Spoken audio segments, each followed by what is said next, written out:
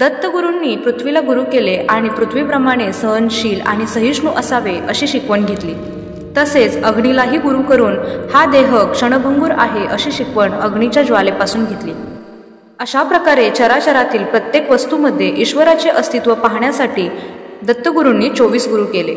दत्त महाराज दररोज खूप भ्रमण करीत। ते स्नानासाठी वाराणसीला, चंदनाची उटी लावायला प्रयागला जात, तर दुपारची भिक्षा कोल्हापूरला मागत आणि दुपारचे जेवण पांचाळेश्वर, बीड जिल्हा येथे गोदावरीच्या पात्रात घेत असे।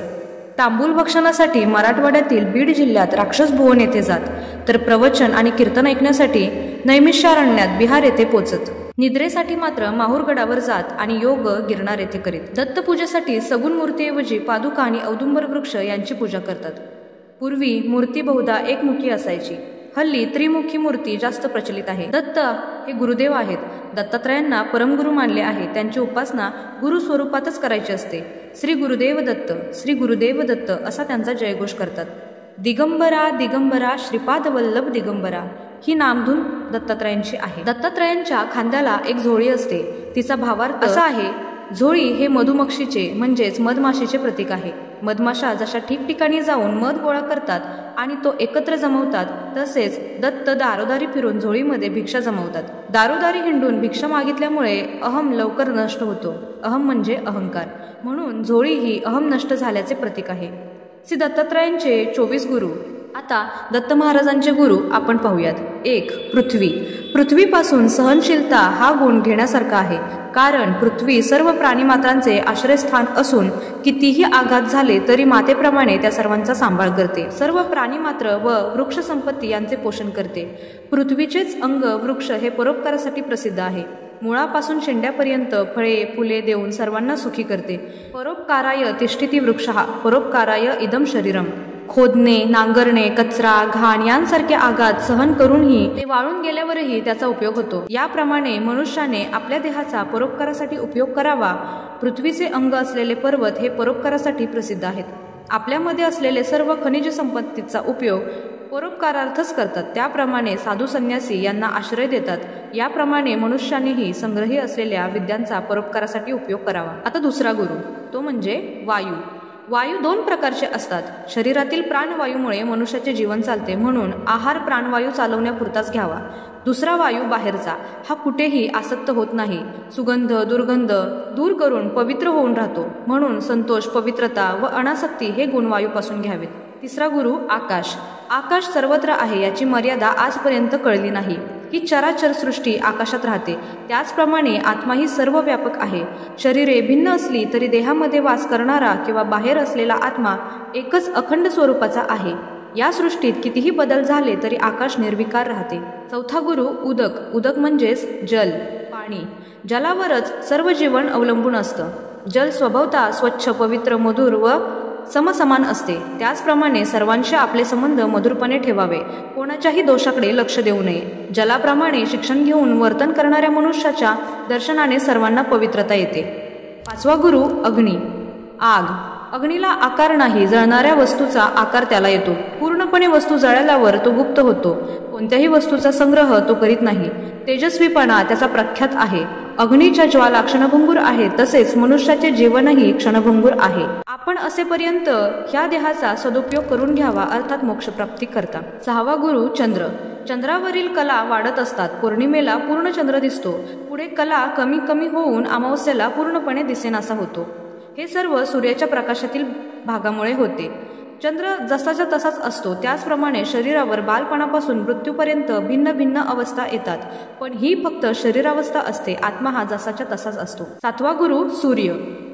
सूर्य समुद्रातील पाण्याची वाफ करून यथायोग्य वर्षा करून सर्व वृक्ष, प्राणी व मनुष्यांना सुखी करतो। त्याचप्रमाणे मनुष्याने परोपकार बुद्धीने कर्म करावे, पण त्यात आसक्त होऊ नये। 8वा गुरु कपोत पक्षी म्हणजेच कबूतर। कपोत पक्षी व कोपतीन एका घरट्यात प्रेमाने व आनंदात राहत असतात। पुढे त्यांना पिल्ले होऊन त्यांना पंख फुटल्यावर ती बाहेर जाऊ लागली, पण ती एकदा पारध्याच्या जाळ्यात अडकली। त्यांना सोडवायला गेलेली कपोती तीही अडकली, पुढे कपोतीही अडकला।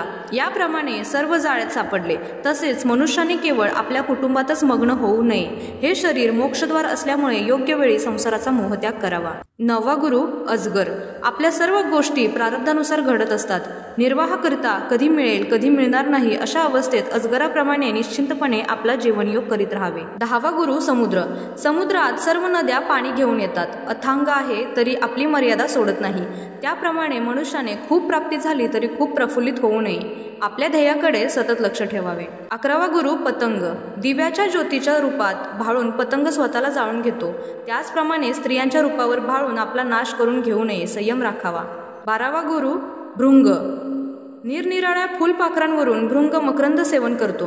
त्याप्रमाणे लहान मोठ्या सगळ्या ग्रंथांचे सार लक्षात ठेवावे व त्याप्रमाणे आचरण असावे. 13वा गुरु मातंग. मातंग म्हणजे हत्ती. हा बलवान, बुद्धिवान व आकारानेही मोठा असतो. पण त्याला पकडण्याकरता मोठ्या खड्ड्यात नकली हत्तीन करून त्याला आकर्षित करतात व तो खड्ड्यात पडतो. मग त्याला पकडतात. यापासून स्त्रियांच्या मोहात पडू नये हे शिक्षण मिळते. 14वा गुरु मधमाशी. मधमाशा फुलांवर जाऊन मध गोळा करतात व ते पोळ्यात जमा करतात. परंतु त्या पोळ्याला आग लावून मनुष्य ते पोळे मधासाठी हस्तगत करतो. म्हणूनच धनाचा संग्रह करणाऱ्या लोकांची अशी गत होते. दरोडे डाके पडून प्राणहानीही होते. म्हणून धनाचा संग्रह वर्ज करावा. 15वा गुरु मृग. हरिण हे चपळपणासाठी प्रसिद्ध आहे. परंतु त्याला पकडण्यासाठी पारधी लोक बासरीसारखे वाद्य वाजवून त्याला स्थिर करतात व नंतर त्यावर जाळे टाकून त्याला पकडतात. म्हणून ग्रामगीते म्हणजे शृंगारिक लावण्या वगैरे श्रवण करू नये. भगवंताच्या गुणगानाचे श्रवण करावे. 16वा गुरु मत्स्य. मत्स्य पकडण्यासाठी पद्धती म्हणजे एका दोरीला गळ लावतात. त्याला खाद्य म्हणून मांसाचा तुकडा लावतात. दोरी काठीला बांधून ती पाण्यात सोडतात. माशाने ते तोंडाने धरताच त्याच्या टाळूला गळ अडकून पडतो व तो प्राणास मुकतो. म्हणून भोज्य पदार्थांच्या आवडीवर जीभ ताब्यात ठेवावी. 17वा गुरु पिंगला. विदेह नगरामध्ये एक पिंगला नावाची सुंदर देखणी वैश्या होती. धनाच्या लोभामुळे तिच्याकडील पुरुषांचे येणे पुढे बंद झाले. एके दिवशी घरात बाहेर येणे जाणे सुरू होते तरी कुणीही पुरुष तिच्याकडे आला नाही. तेव्हा तिला एकदम आपल्या व्यवसायावर उपरती वैराग्य प्राप्त झाले व पुढे ती आत्मानंदात राहू लागली. निव्वळ आशेवर जगू नये. त्यामुळे दुःख प्राप्ती होते परंतु वैराग्य आल्याशिवाय सुखाची प्राप्ती होत नाही. 18वा गुरु कुरूर पक्षी. याला टिटवी म्हणतात. हे मांस पक्षी आहेत. असाच एकदा मांसाचा गोळा प्राप्त झाल्यावर तो सर्व पक्ष्यांनी सारखा वाटून घेतला. काही पक्ष्यांनी लवकर खाऊन संपवला पण एक पक्षी हळूहळू खात होता. त्याच्याजवळ बरेच मांस उरले म्हणून बाकीचे पक्षी त्या पक्षावर मांस खाण्यासाठी तुटून पडले. जेव्हा त्या पक्षाने मांसाचा तुकडा फेकून दिला त्यानंतर त्याला कोणीही त्रास दिला नाही. तात्पर्य असे की परिसंग्रह म्हणजे संग्रह हा दुःखाला कारणीभूत होतो. म्हणून धनाधिकाचा संग्रह करू नये. 19वा गुरु बालक. लहान बालक कोणतीही चिंता न करता आपल्या आनंदात मग्न असते. मान अपमान पाप पुण्य या चिंता त्याला नसतात. ते आपल्या आनंदात क्रीडा करीत असते. ही त्याची अंतर्वृत्ती आहे. याप्रमाणे मनुष्याला अंतर्वृत्तीने सुख मिळते. हे शिक्षण बालकाला गुरु करून दत्तांना मिळाले. 20वा गुरु कुमारी कंकण. एका उपवर मुलीला पाहण्याकरता काही पाहुणे तिच्या घरी आले. त्यावेळी घरचे सर्व लोक बाहेर गेले होते व तिला गायीसाठी म्हणून घरीच ठेवले होते. ऐनवेळी त्यांच्या जेवणाची सोय करावी म्हणून तिने साडी कुटण्यास घेतली. परंतु तिच्या कंकणाचा आवाज होऊ लागला. त्या आवाजाचे माता पित्यांना दूषण येईल म्हणून एक एक कंकण काढीत राहिली. जेव्हा एकच कंकण राहिले तेव्हा आवाज बंद झाला. म्हणून कोणत्याही साधनेसाठी एकांतच असावा हे शिक्षण दत्तांना मिळाले. 21वा गुरु सर्प. सर्प हा समूहाने राहत नाही. ते एकटेच फिरतात. त्यांना दुखवल्याशिवाय कोणाला डंख करीत नाही. त्याप्रमाणे संन्याशाने सतत फिरत राहावे पण मठ आश्रम बांधू नये. 22वा गुरु शर्कार. शर्कार म्हणजे बाण बनवणारा लोहार. हा बाण बनवण्याच्या वेळी कोणत्याही दुसऱ्या आवाजाकडे लक्ष देत नाही. जवळून राजाची मिरवणूक गेली तरी त्याकडे लक्ष देत नाही. म्हणून प्रत्येकाने आपल्या कामात एकाग्रता ठेवावी. जप तप योग साधन इत्यादी करणाऱ्यांना अशी एकाग्रता आवश्यक आहे. हे शिक्षण दत्तगुरूंना शर्काराकडून मिळाले. 23वा गुरु कुंभारीन माशी. ही माशी पावसाळ्यात एका आळीला आपल्या घरट्यात आणून ठेवते. त्या आळीला प्रत्येक वेळी जाता येता तिच्याजवळ असलेल्या काट्याचा डंख करणाऱ्या माशीतच असते. पुढे समयानुसार त्या आळीला डंख करीत असलेल्या जागी नवा काटा निघतो व ती आळी कुंभारीन माशी बनते. तात्पर्य ज्याचे आपण नित्य ध्यान करू त्यातच आपले रूपांतर होईल. 24वा गुरु कोळी.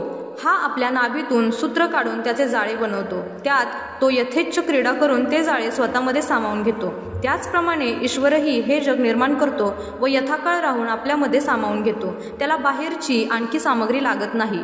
नरदेह प्राप्त झाल्यावर या जन्मात जे लोक मोक्ष साधन करून घेत नाहीत त्यांचा पुनर्जन्म होत राहतो. अशा प्रकारे दत्तात्रयांच्या 24 गुरूंची माहिती तुम्हाला या व्हिडिओमध्ये मी सांगितली.